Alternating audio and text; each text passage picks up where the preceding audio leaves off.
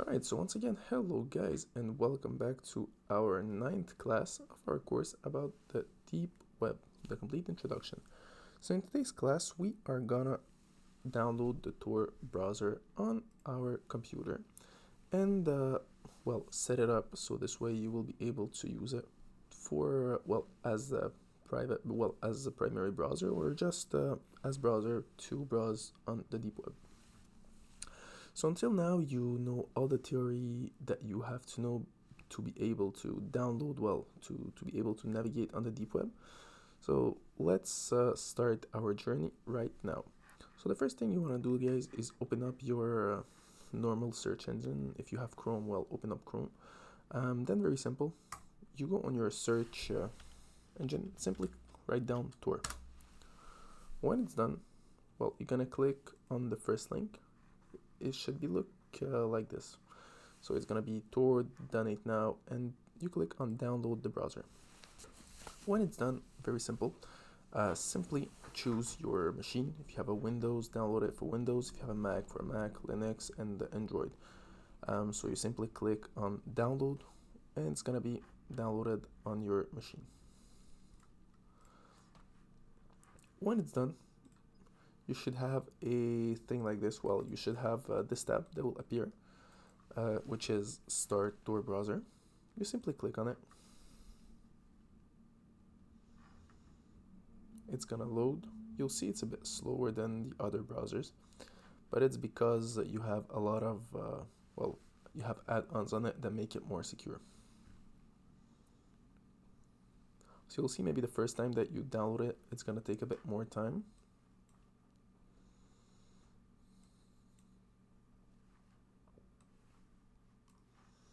Alright, so here is our Tor browser. So it should look something like this. So the first thing you want to do, guys, first thing we will see how it is. So as you can see, it's like the Mozilla web browser. It's the look is a bit looks the same. So let's look, the first thing we want to look for is what are the add-ons. So as you can see, you have already two add-ons on your Tor browser. The first one is HTTPS everywhere. So this way, all the websites that you will visit will have a automatic security on them. So they will automatically generate a HTTPS thing. Then you will have another thing that is no script. So that's this way will increase your protection when you will navigate on the browser. Next thing we want to do is the security level. So simply we'll click there, then we'll go on the security level. From here, we're gonna talk about all the setup of the Tor. If you want to set it up as your default browser, simply check right here. Once again, as I said, it's a normal web browser as any other, so you can use it as an everyday browser. It's a bit longer because, it's more, let's say, anonymous, but you can still visit Google or any other website with it. Alright, so here if you want to change the appearance of the Tor, if you want to change the language, it's going to be here. Here, click the second one, because you always want to decide where you will save your files. So let's say you want to save a file on your desktop and another file at another place. You can do it, or what you can do also is save files too, and then you create another file that you will name Tor, and all your files that you downloaded from, let's say, the deep web will be saved there. But once again, don't download files from the deep web, but in case you do it. Then for the updates, it's gonna be here. For example, if you wanna download updates to your Tor browser, it's gonna be there. So you decide if you wanna download them automatically, or if Tor will ask you to download them. This little thing here is home, so it's not very important. It's just to let you decide what is gonna be your homepage. So you can add a custom URL, or it could be the page about Tor, which is this page. Same thing for new tab. Next, the search. So here you can decide what will be your default search engine. And finally, the security page, which is the most important page. First thing you want to click on is right there. So all your cookie and data has to be closed when TOR is closed. So you will have no cookie left on your browser when the TOR browser will be closed. Login and passwords, never leave your passwords nowhere, so your passwords don't have to be saved. So don't check those things right here. Once again, for the history, always use a private browsing mode, so check this thing there. After that, for all the permissions, very simple, you click on settings and you check this box right there, so block new requests. This way no one will be able to send you requests. If let's say you're on Skype, I don't know, you're doing some FaceTime from the Tor browser, well, you can maybe activate it, but when you're browsing the deep web, just block all everyone that can send you a notification to get access to your location, camera, mic, or notification.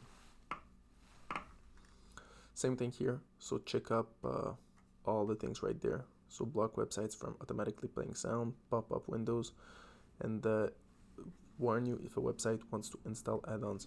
This is, for example, if a website wants to automatically install something on your computer, well, you will block it there. If you want to add some exceptions, well, you can click there and you add the exception website. So this is, for example, you're streaming movies online, or you go on a website where there is a lot of pop-ups.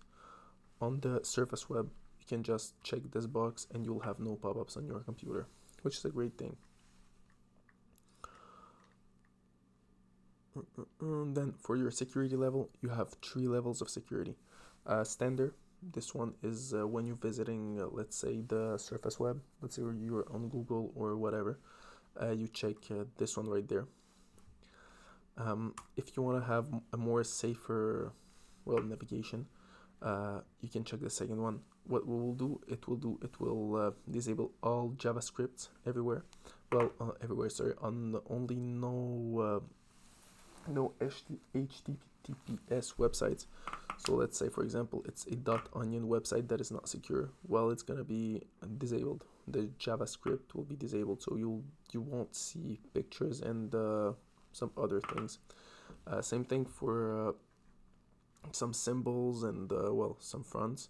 And the audio video will be click to play. So for example, you have a video, you will have to click to play. So videos won't start if you didn't click on them. And the last one, well, it's the safest one. It's JavaScript is blocked everywhere, so there is no JavaScript. You can't have any attack on your computer.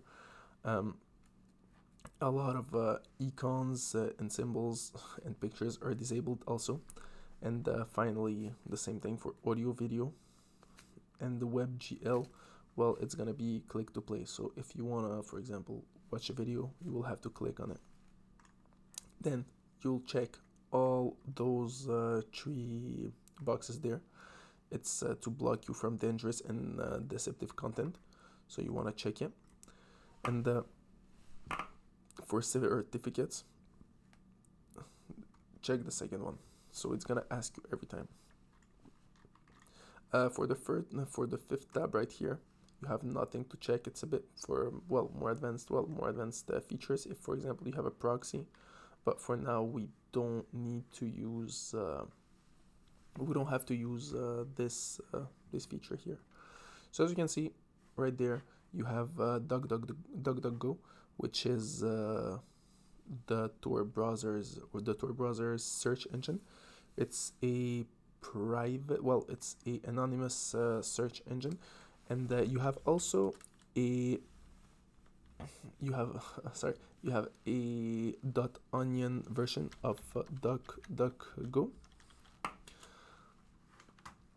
But for now, let's look what it looks like when you make a search on it. So let's say we look for DuckDuckGo deep web version.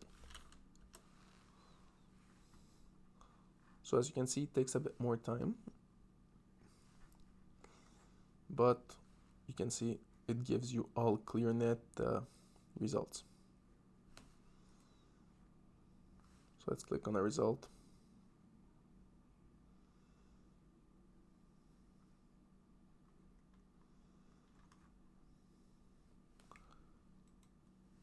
you go.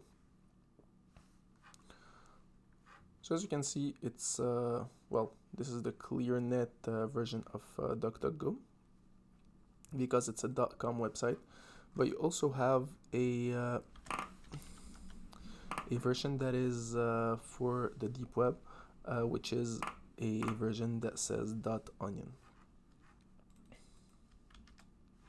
So let me show you, where is it? It looks something like this. So as you can see, this website is, well, it has a lot of numbers and letters. It's not a conventional website, and it's a .onion website. Once again, it's just the version of DuckDuckGo that is on the deep web. It's a .onion website, but besides of that, it's the same DuckDuckGo, only it's, as I said, a more anonymous version, we can say it this way. So that's it for this course, guys, and see you all in our next class, where we are gonna visit some websites on the deep web.